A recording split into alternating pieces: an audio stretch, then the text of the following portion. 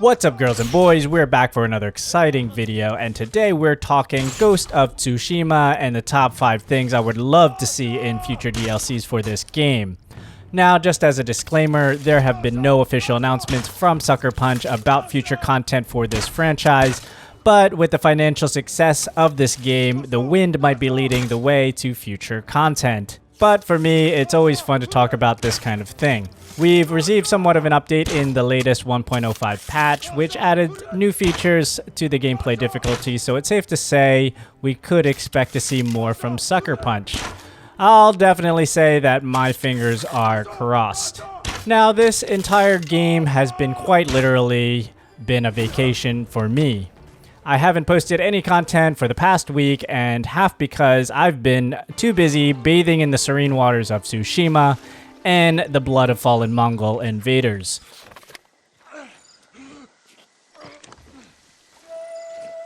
It's been so nice to sit down and play the game all the way through, and I'm just a few trophies away from hitting platinum.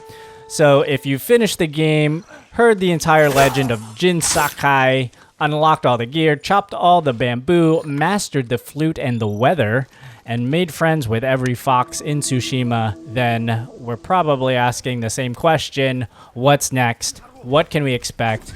And I've reached out to the Ghost of Tsushima Reddit community, and I've included some of the cool responses that they've had in this video. Okay, so let's get the obvious one out of the way and just say that we'd love to see a new story for Jin.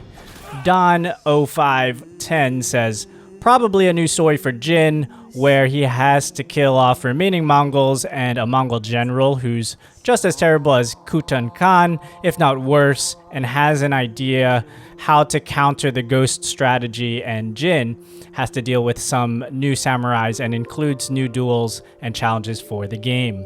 Mind Fever says, okay, obviously story, new chapters, or a totally new storyline, like some mainland warlord is challenging Jin's clan for the claim of the lordship status or something.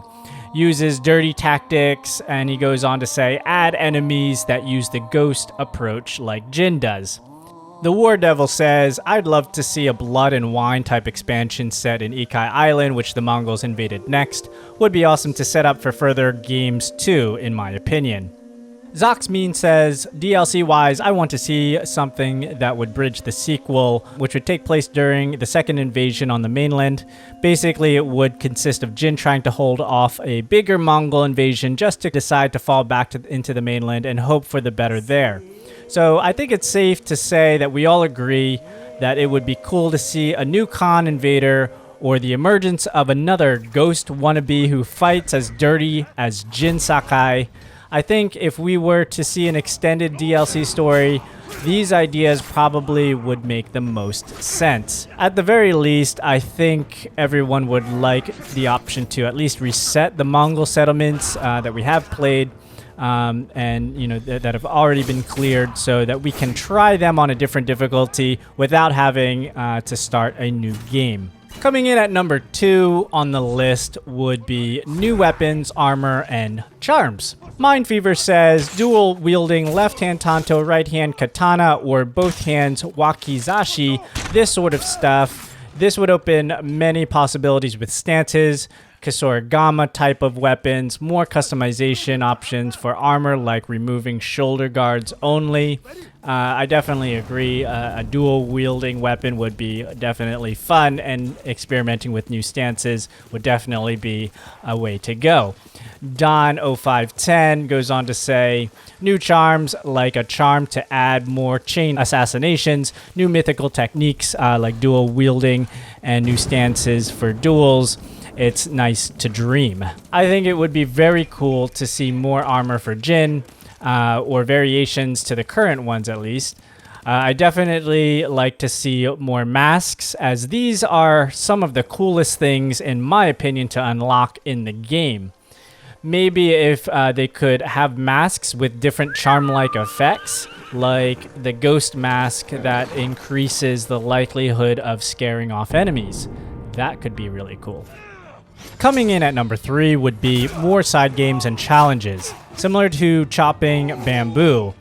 These could be driven by the friends of Jin on the island. Like if we could maybe visit our monk friend Norio and, the possibility to do a sparring session with him. This could unlock another side story or more cosmetic armor sets. The possibilities are pretty much endless. We could also do like a hunting game with Sensei Ishikawa in the forest where maybe we can compete to see who can hunt the best game. I think adding some side games like this into the open world could definitely be cool to see. At number 4, I think it would be really cool if we had the ability to play old memories from Jin's past with the characters that have died.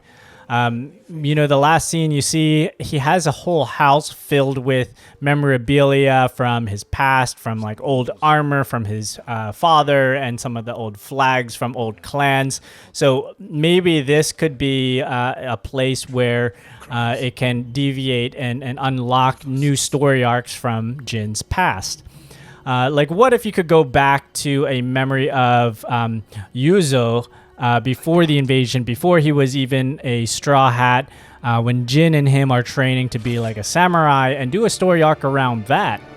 Or, maybe what if we could play the memories of Jin's father, like a father-son missions that that maybe showcase how he became not so samurai. They did hint that Jin's father, Lord Kazumasa Sakai, was different from his uncle in terms of some of the values that were different from the samurai code of honor. It would be very cool to see a story arc that portrays basically a young Jin Sakai, which him and his father lay the roots for him becoming a Ghost of Tsushima. Something to think about. Number 5, the last and final idea for a cool DLC would be an open world multiplayer mode similar to GTA 5. Which you can do missions, side quests, mini games with each other. Now, this idea might be better for a sequel to the franchise, as it might be weird having hundreds of Jin Sakais running around the island. Maybe instead of Jin, it's a massive ongoing war, and you have to, choose between either being a samurai or a Mongol, or maybe instead of choosing one side, it chooses for you, and it basically has balanced teams that battle out for different regions of Tsushima. Now, I think that would definitely be an interesting multiplayer mode, which utilizes the battle mechanics in a challenging way. Now, most of these things that we've talked about might never happen. It's definitely fun to think about the possibilities for this franchise. I really hope that they do have something in store for us for the future of this game. Please don't be like another Tenchu franchise and completely disappear like a ninja. So that about wraps it up for our wish list for Sucker Punch. Hint, hint, if you're watching this, please do something. We definitely love this game, and it definitely deserves a follow-up for all of the fans. I'd love to hear your ideas for the Ghost of Tsushima and the future DLCs that you'd like to see happen, so please leave your ideas in the comments below. If you like these kinds of videos where we ponder what could become from the games that we love to play, then please let me know in the comments, and I'll keep doing these kinds of videos. Smash the like button if you liked this video. Consider subscribing to the channel. I love everyone who's watching my videos. Please be safe, and I will see you in the next one.